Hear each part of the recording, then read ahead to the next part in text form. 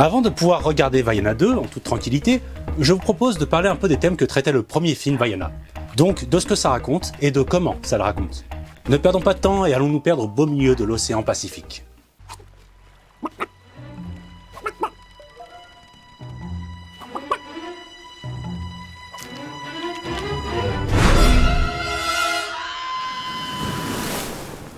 Vaiana.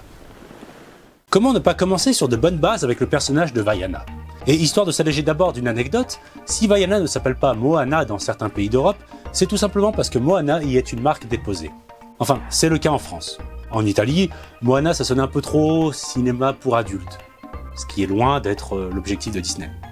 Un changement obligatoire donc, et on s'en sort avec un bon prénom de rechange. Si ça avait été un manga des années 80, on aurait sans doute fini avec Océane, et Maui se serait appelé Mathéo, alors tout va bien. Je vous prie de bien vouloir nous excuser, monsieur. Mais comment? Oui, nous avons des choses urgentes à faire. Mais... Allez, suivez-moi. Gérard, toi aussi, Michel, venez. Bref, Vaiana est la future chef du village de Motunui. Un village mêlé à la végétation luxuriante d'une petite île entourée d'un océan qui appelle notre courageuse héroïne à l'aventure. Film Disney oblige, le constat est vite posé. Et comme bien souvent, il va s'agir d'aller là où il est interdit d'aller. Vaiana veut naviguer alors que son père le lui interdit.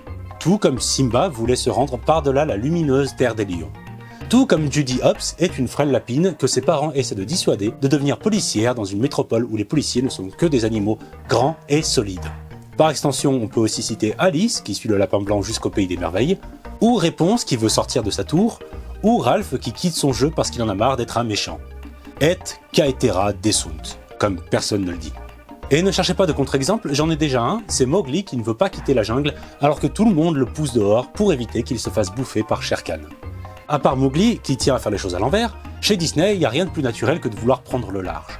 Sauf que c'est rarement le thème principal de l'histoire. Pour Vaiana, ça l'est en grande partie. Déjà parce que ses ancêtres sont nomades et explorateurs, et que pour Vaiana, c'était mieux avant.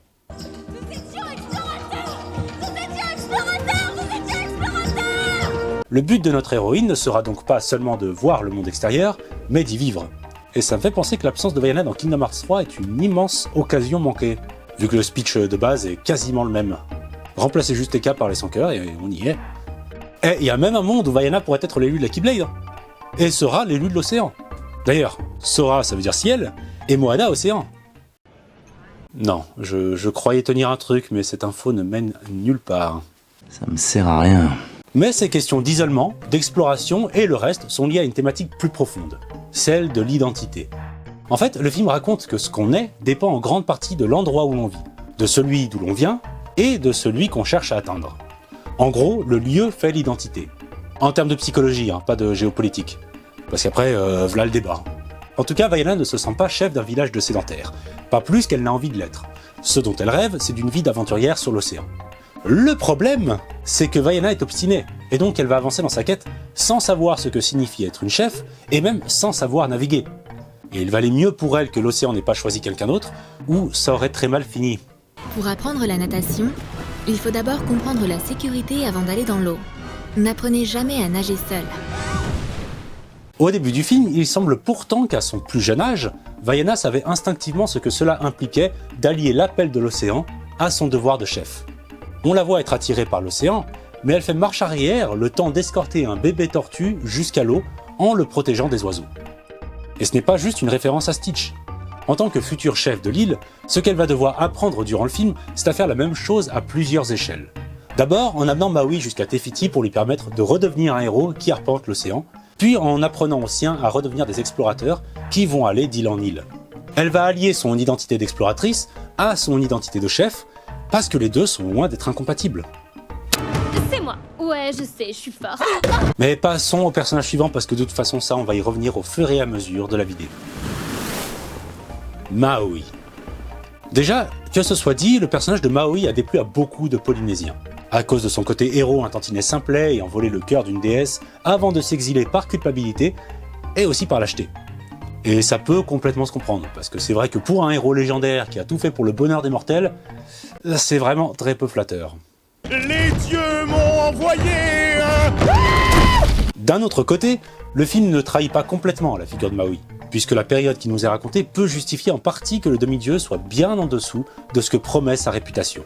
Je suis conscient que c'est facile à dire alors que ce n'est pas du tout de ma culture dont il s'agit, mais d'un point de vue purement scénaristique, ce que j'y vois, c'est un demi-dieu proche des humains qui, par sa place dans le film, symbolise l'immobilisme de tout un peuple pendant ce qu'on appelle la longue pause. Et la longue pause, déjà, c'est pas ça. La longue pause, c'est une théorie qui parle d'une période longue de genre 2000 ans, durant laquelle les Polynésiens auraient arrêté de voyager d'île en île. Ça aurait commencé il y a 3500 ans et duré jusqu'à il y a 1500 ans. Et évidemment, la question c'est pourquoi avoir arrêté de voyager ? Plusieurs réponses possibles. Un vent défavorable, peut-être. Des problèmes de nourriture, peut-être. Ou un problème de supernova qui aurait empêché de se repérer grâce aux étoiles. On mesure la distance des étoiles, on fait pas coucou à la grande ours. Bref, j'y connais pas grand chose en histoire avec un grand H, et c'est pas évident de trouver plus de détails sur cette théorie, donc voyons tout de suite ce que ça implique pour l'histoire avec un petit H du film. Disney a profité d'un flou historique pour caler son scénario, au détriment du respect d'un Maui digne de son statut encore actuel de héros, mais au profit de l'idée que si les Polynésiens ont un jour cessé d'être des voyageurs, c'était parce que Maui s'était perdu pendant un temps. En gros, l'identité d'explorateur des Polynésiens serait directement corrélée à l'identité héroïque de Maui. Quand Maui cesse d'être un héros aux yeux de tous, les Polynésiens deviennent sédentaires. Et effectivement, Maui est resté cloîtré sur son île pendant près de 1000 ans, ce qui rappelle tout de suite la très longue durée de la très longue pause. Et dans Vaiana 2, maintenant que Maui est redevenu le héros si célébré dans la culture polynésienne, j'imagine que ce sera en grande partie grâce à lui que les tribus oseront reprendre le large. En tout cas, il n'y aura plus d'excuses pour empêcher à Maui d'être la personne qui tout de même a pêché des îles, a tiré le soleil au lasso, inventé les cocotiers en plantant des anguilles dans le sol, et j'en passe. Oh, et je pense qu'une autre idée derrière l'erreur de Maui était de dire que les humains ne sont pas dignes de recevoir tous les cadeaux de Maui. Parce que le plan de Maui, c'était quand même d'offrir aux humains le pouvoir de créer la vie. Et ça aussi, ça prête à débat. Tamatoa. C'est ta grand-mère qui dit « N'écoute que ton cœur, c'est ta petite voix intérieure. » Pardon. Pourquoi Tamatoa est un parfait méchant du film ? Bon, déjà, il est cloîtré dans une petite grotte sombre, au fond de l'océan, à la Lotaï, le royaume des monstres. Difficile de faire à la fois plus sédentaire et plus monstrueux. Je peux savoir ce que tu fais ici? Au royaume des monstres. Non mais choisis un œil, ma grande. Tu m'empêches de me concentrer à force de... Choisis un œil, choisis.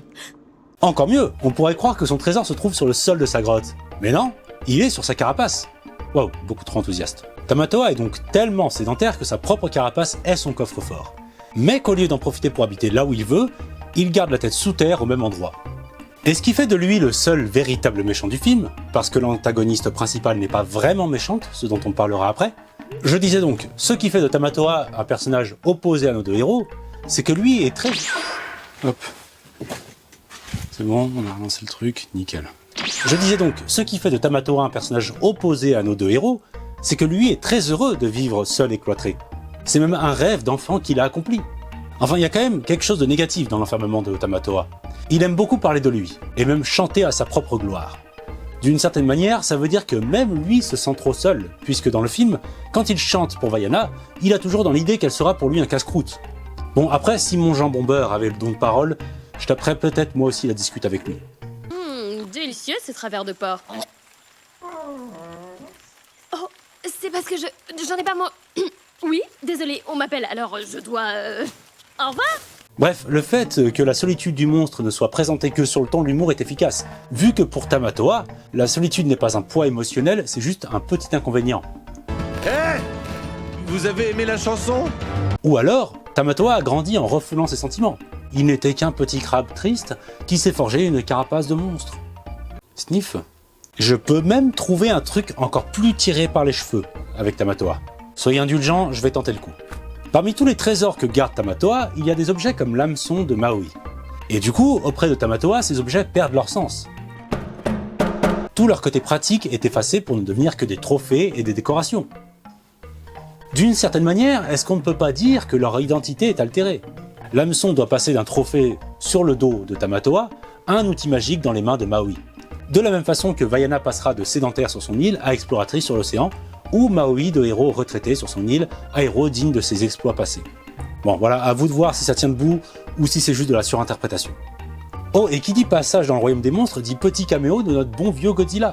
Lui aussi a dû être touché par l'histoire de Vaiana vu qu'il finira par voyager plus tard, notamment sur quelques grandes îles à l'ouest d'ici. Enfin, l'ouest, ça serait plutôt vers la gauche. Non, pas du tout en fait. Moi j'aime pas ces histoires de sud-est, nord-ouest et tous ces machins là. Quoi? Qu'est-ce qu'il y a qui va pas encore? Et c'est à quoi se planter ça? De toute façon on dit le nord. Selon comment on est tourné, ça change tout. Mais c'est pas compliqué. Tefiti. Tefiti, c'est l'île mère, la déesse créatrice de la vie qui est peut-être inspirée des deux déesses sœurs, Pélé et Namaka. Au lieu d'avoir deux déesses qui sont des sœurs en conflit, Tefiti est une déesse qui a une deuxième identité, celle de la colérique Teka. La facilité serait déjà de commencer par dire que l'île représente l'isolement. Isolement, un mot qui vient d'ailleurs du mot île. À la base j'avais écrit ça pour la blague, mais c'est avéré que c'est tout à fait vrai. Comme quoi ça doit faire bien longtemps qu'on assimile les îles au concept d'isolement.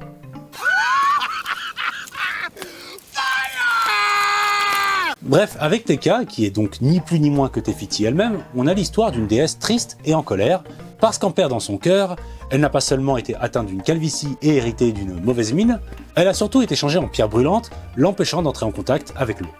Elle est donc prisonnière des récifs. Là encore, le lieu est confondu avec l'identité. La déesse sur ses récifs, Teka. La déesse sur son île, Tefiti. Et on retrouve une énième fois cette technique d'écriture bien efficace qui consiste à faire de la méchante et de l'héroïne deux versions d'une seule et même histoire. Que ce soit pour Vaiana ou pour Teka, vous l'aurez compris, il s'agit d'être là où on veut être pour être la personne qu'on veut être. Encore qu'on peut aussi considérer que Teka n'est pas un archétype de méchante, mais de gardienne du seuil. Et si vous ne savez pas ce que c'est, vous pouvez aller voir une vidéo que j'ai faite qui en parle beaucoup. Sinon, pour résumer, le gardien du seuil est un faux méchant, ou juste un faux obstacle. Le but n'est pas de le combattre, mais de le comprendre pour pouvoir le passer tranquillement. La première fois que Vaiana et Maui essaient de passer de force Teka, celle-ci est vue comme une créature voulant empêcher le cœur de retrouver sa place. L'échec est inévitable. Mais la deuxième fois, Vaiana finit par comprendre que Teka ne cherche pas à les empêcher de passer, elle cherche à récupérer son cœur.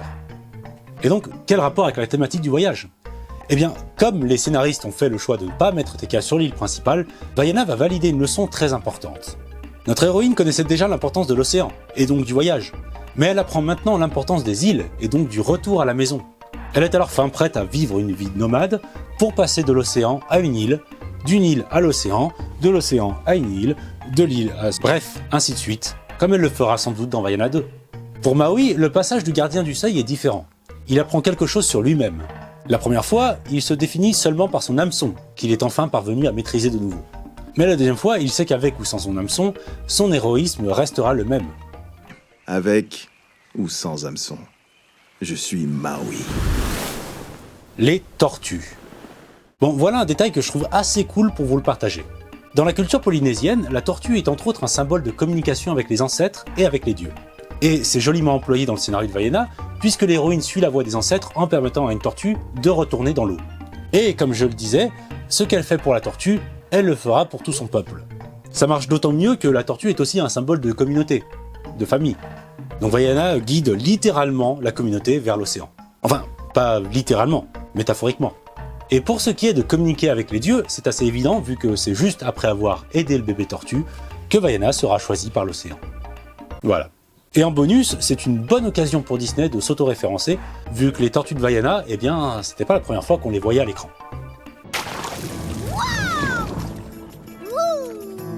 C'était trop cool, papa. T'as vu ça? T'as regardé? T'as vu ce que j'ai fait? Tu fais des trucs de ouf, Squeeze. Un détail tiré par les cheveux. Maintenant, il y a autre chose qui peut être une surinterprétation de ma part, mais dans le doute, je pense qu'il ne faut pas sous-estimer l'équipe du film. Durant la scène de Tamatoa, on peut remarquer dans le trésor une autre petite référence à un Disney, cette fois-ci réalisée par les mêmes personnes que Vaiana. Et il s'agit d'Aladin. On voit la lampe du génie. Et que représente cette lampe si ce n'est l'isolement du génie qu'Aladin finira par libérer à la fin du film? D'ailleurs, c'est amusant de voir que l'enfermement est peut-être un thème très cher à ces deux réalisateurs et scénaristes que sont Ron Clements et John Musker, puisqu'il n'y a pas que le génie qui soit prisonnier dans Aladin. Jasmine est enfermée dans son palais et Aladin est tenu à l'écart de la société. En plus, ces deux-là ont aussi fait La Petite Sirène, l'histoire d'Ariel qui se sent prisonnière de l'océan et qui aimerait pouvoir en sortir pour découvrir le monde des humains. L'idéal aurait été que Vaiana et Ariel puissent échanger leur place. Ça aurait été tout bénef. Vers les nomades de Vaiana 2. Normalement, ce sera donc tout ça le thème de Vaiana 2. Savoir répondre à l'appel de l'océan, mais aussi répondre à l'appel des îles. Savoir trouver un endroit qui correspond à ce que l'on veut être. Et pour Vaiana comme pour Maui, en tant que chef et que héros, il s'agira de transmettre les leçons qu'ils ont appris dans le premier film à tous les peuples polynésiens éparpillés dans l'océan pour que prenne fin la longue pause, qui est encore une fois théorique. En tout cas, c'est des thèmes qui, je pense, ont tout intérêt à servir de base pour créer quelque chose de nouveau.